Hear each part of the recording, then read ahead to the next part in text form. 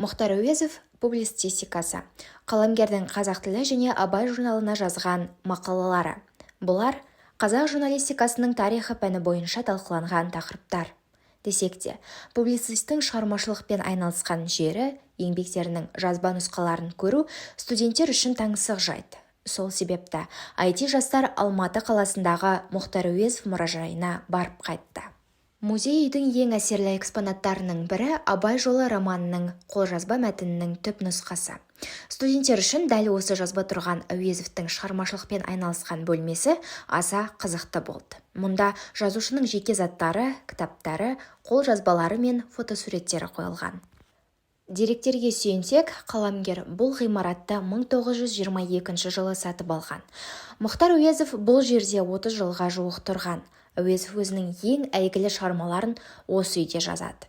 Ал музей ретінде ашуды Ләйла Мұратқызы қолға алып, ал оны заманауи тұрғыда қайта жаңғыртуға ұлы Диас мұрындық болады. Қазақ журналистикасының тарихы пәні аясында қаламгерлер өмірі және шығармашылығымен танысу мақсатында мұражайларға бару дәстүрге айналған.